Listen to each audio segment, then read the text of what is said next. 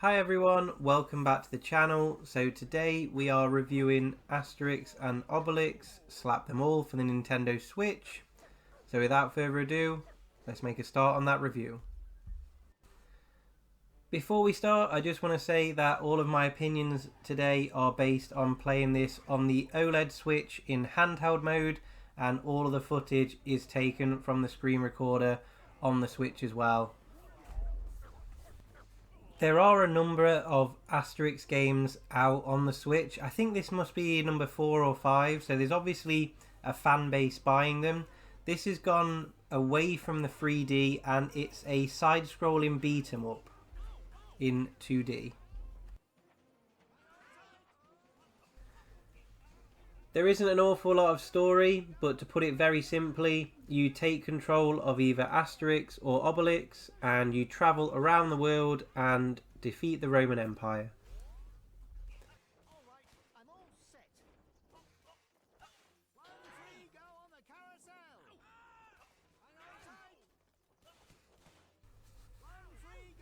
In terms of gameplay, the game is a classic 2D side-scrolling beat-em-up. All of the artwork is hand-drawn. The cutscenes do play out like a comic strip, and it really does respect the original comics and the artwork.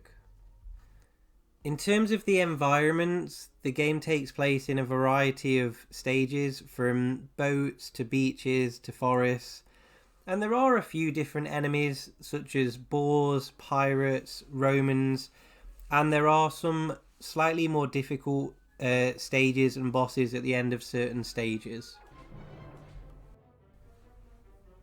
It has 4 different difficulty settings: easy, medium, hard and hardest.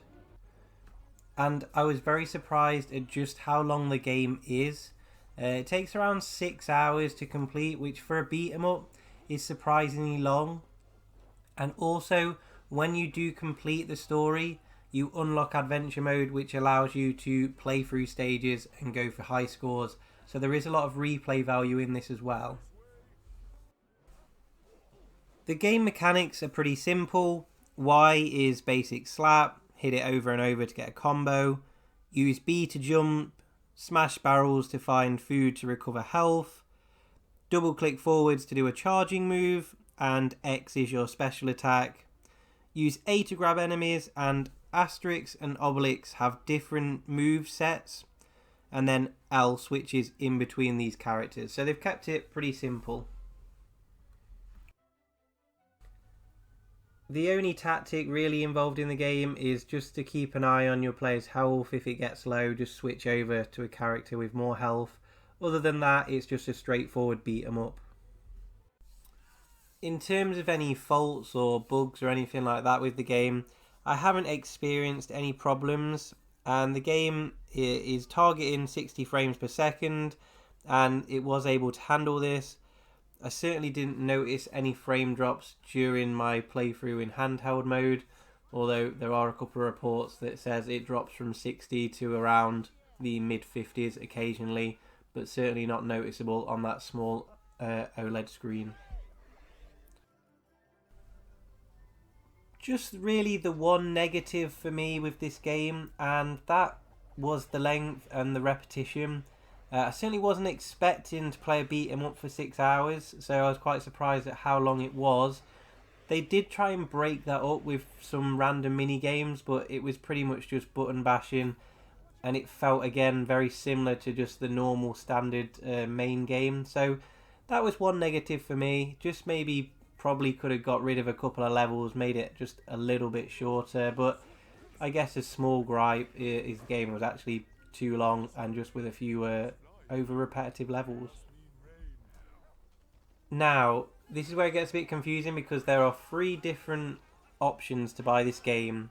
There is the just digital download, which comes in at $34.99.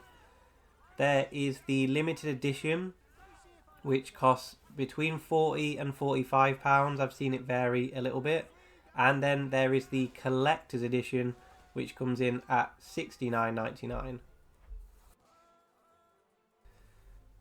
One thing I do find a bit odd is that I've never actually met any fans of Asterix, but there must be a huge fan base because there's so many games on the Switch and there's so many collector's editions and limited editions of all these games.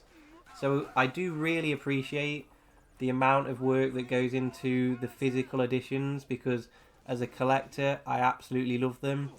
But those price points for this game are a little bit too high.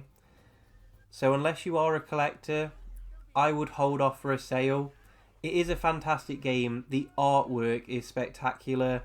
I've absolutely loved all of the times I've played through it. I've loved all the stages. But there's too much repetition. And at $34.99 for the cheapest possible price, and that's the digital only price, I do think that's a little bit too high. If you're a fan of the series, then you'll absolutely love the game. But if you're someone who's just looking for a new game, if this goes in the sale and it's anywhere around that kind of £25 mark, I think, absolutely grab it. Or if you see a sale on Amazon or Argos or something like that and get the physical copy, you're not going to regret it. But just at the moment, I would just hold off and I would wait for a sale.